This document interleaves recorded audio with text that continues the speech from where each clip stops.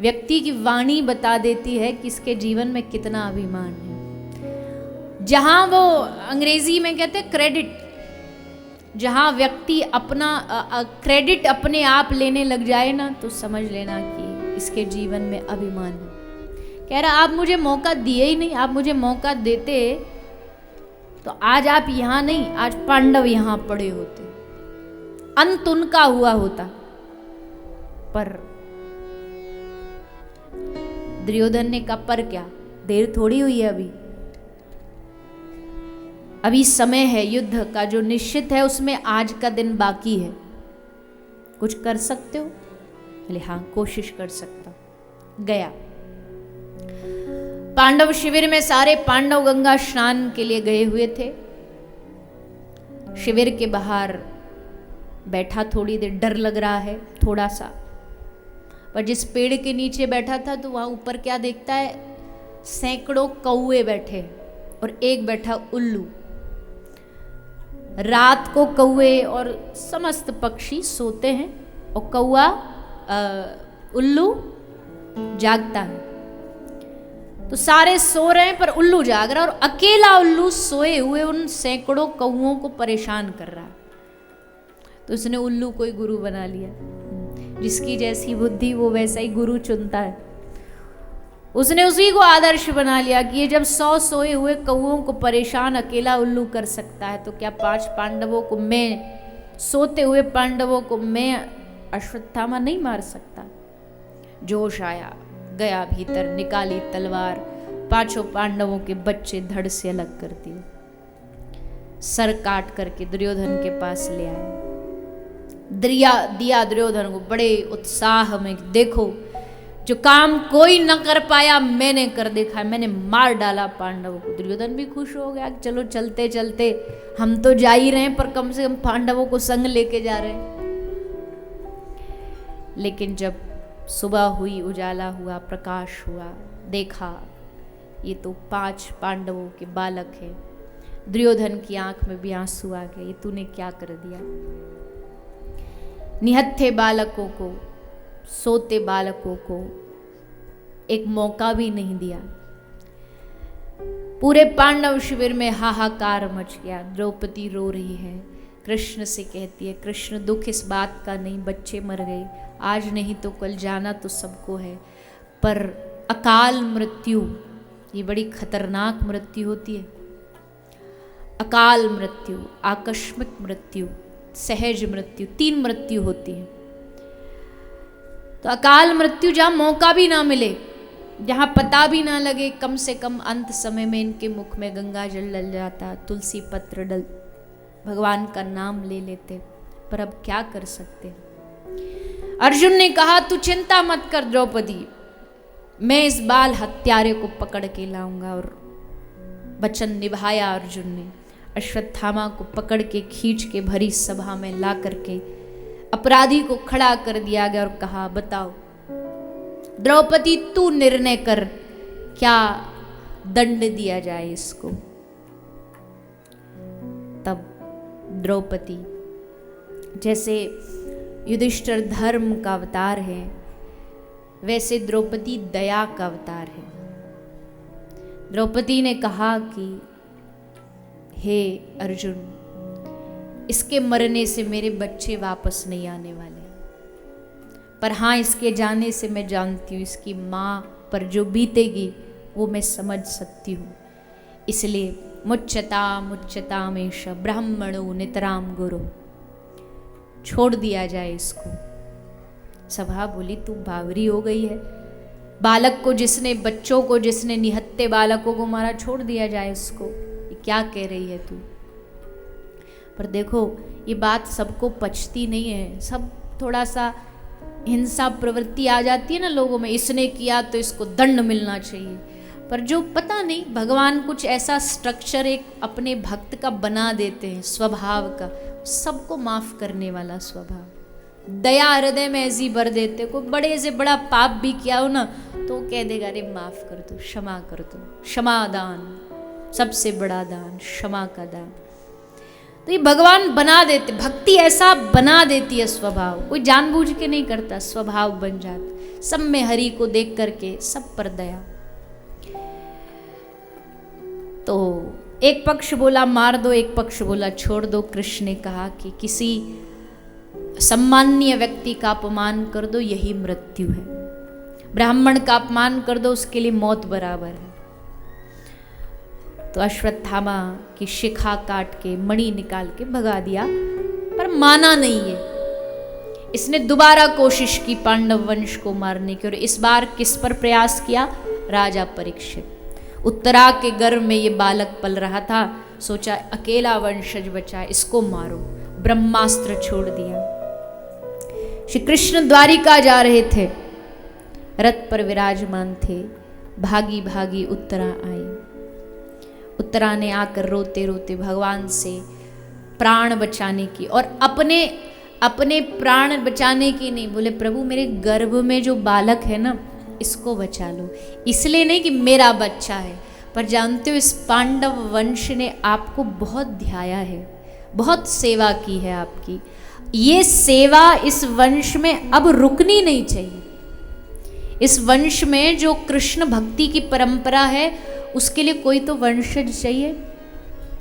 एक ही वंशज है परीक्षित, अगर ये भी मर गया, ये बालक मर गया मेरे गर्भ का, तो कृष्ण भक्ति की परंपरा इस वंश में रुक जाएगी, और वो मैं चाहती नहीं, अपने लिए नहीं, लेकिन आपकी भक्ति आगे बढ़े इस वंश में, इसलिए ये बालक चाहिए। तो भगवान उत्तरा के गर्भ में गए। उत्तरा के गर्भ में जाके राजा परीक्षित को भगवान ने जीवित कर दिया, फिर से जीवित हुए। और आंख खोलते ही सूत जी कहते धन्य है राजा परीक्षित, दुनिया आंख खोलती है तो चारों तरफ से माया दिखती है, माता पिता परिवार दोस्त पड़ोसी। बच्चा आंख खोलता है तो यही तो सब दिखते हैं, सब ले ले झुंझुना और टॉफी लेके चॉकलेट लेके पहुंच जाते, पैसा लेके पहुंच जाते, लिफाफा लेके पहुंच जाते। 100 रुपया का नोट बच्चे के हाथ में धरेंगे, बच्चा तो नया नया जन्म लेता है ना, हाथ बंद होता है, मुट्ठी बंद होती है, क्योंकि वो जानता नहीं रुपया पैसा क्या। फिर उसका हाथ खोल खोल के उसमें पैसा घुसाएंगे, पकड़ रुपया पकड़, जैसे हमने पकड़ा तू भी पकड़। वहीं से फिर शुरुआत हो जाती है। पर धन्य है राजा परीक्षित, आंख खोला तो सामने कौन दिखा? बांसुरी बजाते हुए, मोर पंख धारण किए हुए भगवान का दर्शन।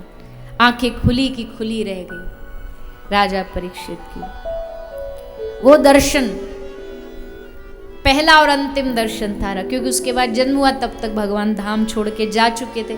प्रभु चले गए और परीक्षित जी जब जन्म के बाद बड़े हुए तो दिन रात बस वही चेहरा दिखता था उनको। वो कौन था जो गर्भ में मुझे बचाने आया, उसी को ढूंढते रहते थे चारों ओर। तो श्री परीक्षित जी की रक्षा की भगवान ने। कृष्ण जा रहे हैं, ये बात जब हुआ कुंती ने सुनी, रथ तैयार हो चुका, विरह बढ़ा, भागी भागी कुंती आई, रास्ते में खड़ी हो गई और रथ को रोक लिया। रथ को रोका और रथ के सामने खड़ी होकर के आंख से आंसू बहाती हुई झोली को फैला दिया। भगवान ने सारथी को कहा रोको, रथ रोको। रथ रोक के कृष्ण नीचे उतरे। आज हुआ कुंती का हृदय पिघला हुआ है, प्रेमाश्रु बह रहे। प्रभु आप हमको छोड़कर जा रहे हो। कुंती भगवान की वंदना करती है, स्तुति करती है। बुआ कुंती की बड़ी सुंदर स्तुति भागवत में गाई गई है। भगवान ने कहा कि बुआ क्या चाहिए आपको, झोली फैला के क्या मांग रही हो, सुख संपत्ति वैभव ऐश्वर्य क्या चाहिए? तो बुआ कुंती ने कहा सुख के माथे सिल पड़े जो हरि हृदय से जाए। ऐसे सुख को पत्थर पड़े जो हमको भगवान भुला दे।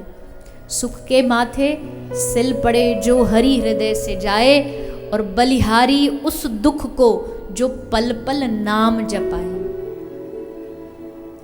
भगवान से कभी भी ऐसा सुख मत मांगना जिसमें बुद्धि खराब हो जाए, क्योंकि सुख आने पर बुद्धि खराब होने के चांसेस ज्यादा होते हैं। सुख मिल गया, अब क्या चाहिए भैया, गाड़ी है, बंगला है, रुतबा है, पैसा है, सब कुछ तो है हमारे पास, अब क्या जरूरत, कौन भगवान, काहे का भगवान।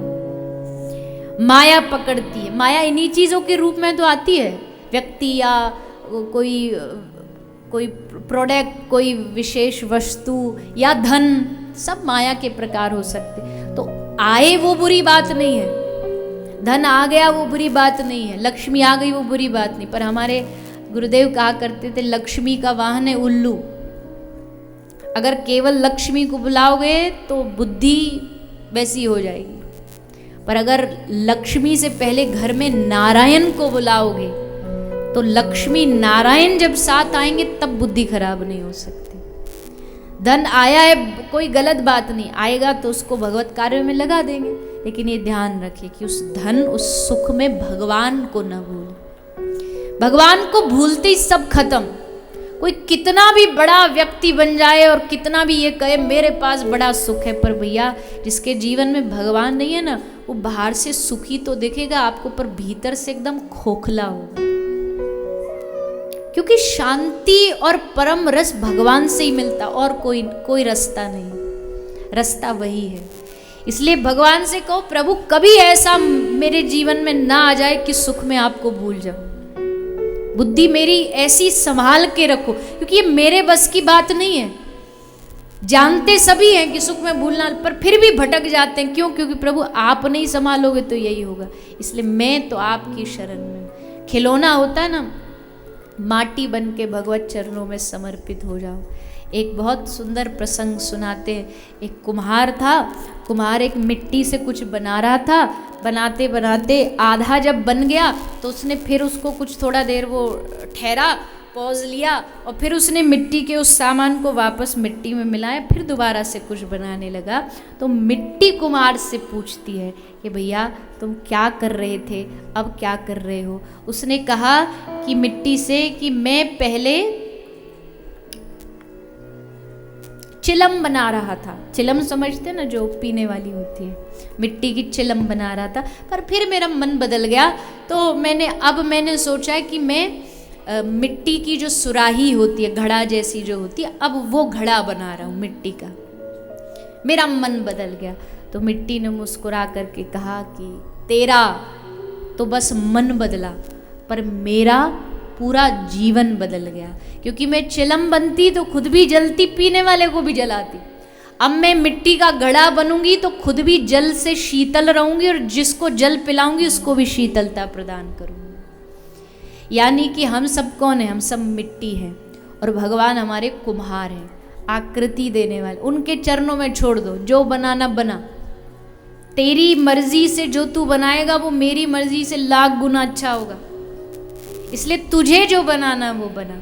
और फिर जब वो बनाता है ना तो फिर कमाल बनाता है। फिर वो ऐसा बनाता है कि कहते ना कि जब तक बिका न था कोई पूछता न था, जब तक बिका न था कोई पूछता न था, पर तूने खरीद कर मुझे अनमोल कर दिया।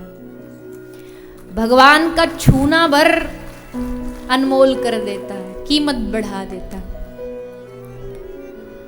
तो जो अच्छा, अब कई लोग क्या होते हैं, दुख में तो भगवान के पास पहुंच जाएंगे, सुख आएगा तो भूल जाएंगे। ऐसे लोग को भगवान स्वीकार नहीं करते।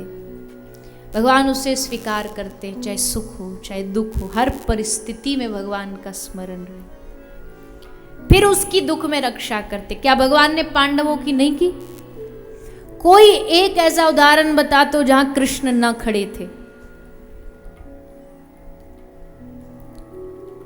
लाक्षागृह में आग लगने वाली है तो बचा लिया। अज्ञातवास पर गए हैं, दुर्योधन को पता चलने वाला है तो बचा लिया। दुर्वासा ऋषि श्राप देने को तैयार है तो बचा लिया। जयद्रथ के शर्त से अर्जुन हारने वाले तो बचा लिया। भरी सभा में द्रौपदी की लाज जाने वाली है तो बचाने कौन आया था? इतिहास का इससे बड़ा कोई उदाहरण मिल जाएगा? चमत्कार भी जिसके सामने शब्द छोटा लगता हो। चमत्कार होता कहीं ऐसा कि भाई साड़ी का अंत ही ना मिल रहा, और किसको नहीं मिल रहा? जिसके खुद के भीतर 10,000 हाथियों का बल था, वो हापता हापता पसीना दे के पछाड़ खा के धरती पर जा गिरा, पर साड़ी का अंत नहीं मिला। क्यों? क्योंकि वो साड़ी नहीं थी, साड़ी बन के खुद गोविंद चल करके आया था। आज तक कृष्ण का राम रूप, विष्णु रूप ये सब देखा, ये द्रौपदी के इस प्रसंग में भगवान ने साड़ी का अवतार लिया, कपड़े का अवतार, भगवान वस्त्र बन गए। वसन रूप भय श्याम, वस्त्र बन करके ठाकुर जी ने अवतार ले लिया।